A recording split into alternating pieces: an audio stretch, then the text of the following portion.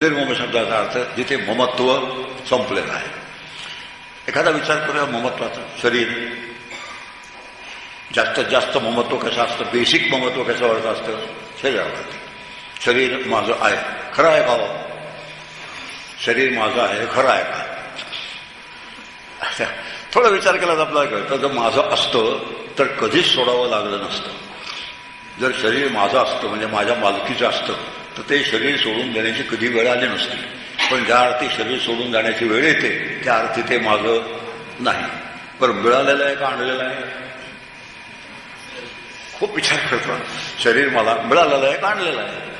जर आणलं असतं तर निवडून आणलं असतं की नाही? साधी भाजी सुद्धा कोळी आणतो, ताजी आणतो.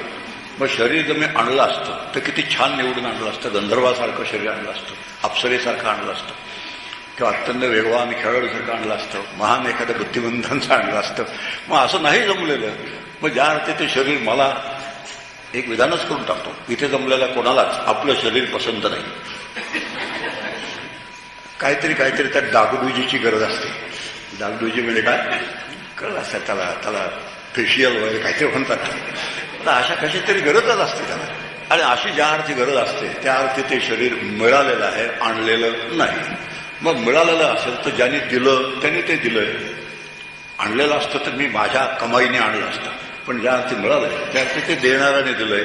मग देणाऱ्याने जर दिलं असेल तर तो घेणारा तोच असणार आहे, परत घेणाराही तोच असणार आहे.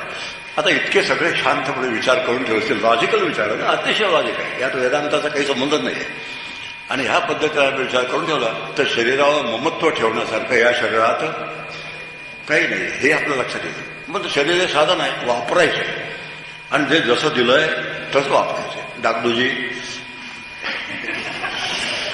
डागडुजी करावी का करू नये हा एक प्रश्न फार गंभीर प्रश्न निर्माण होता.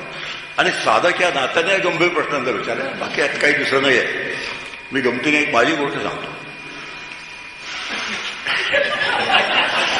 बऱ्याच लोकांना माहिती आहे त्यामुळे सगळेजण हसले. आता काय तो शब्द आहे, भगवान श्रीकृष्णाचं एकदा वर्णन ऐकतो.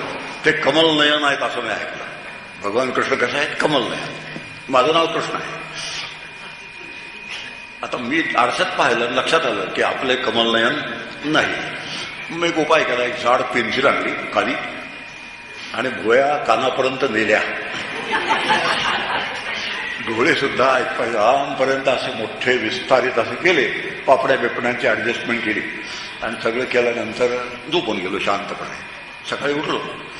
सकाळी म्हटलं हे काही लक्षात राहिलं नाही, आपण कमल नयन रातोरात झालो होतो हे काही लक्षात राहिलं नाही. तोंड धुवून टाकलं गरम पाण्याने.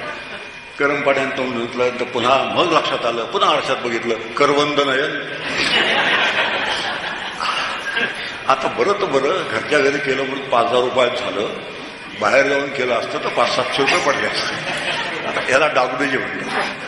अशा पद्धतीने हे जे काय आहे हे शरीराशी जे तादात्म्य आहे, शरीराशी जे ममत्व आहे, आणि त्या ममत्व एकच त्याच्या मागचं लक्षण आहे ते मिळालेलं आहे, आणलेलं नाही.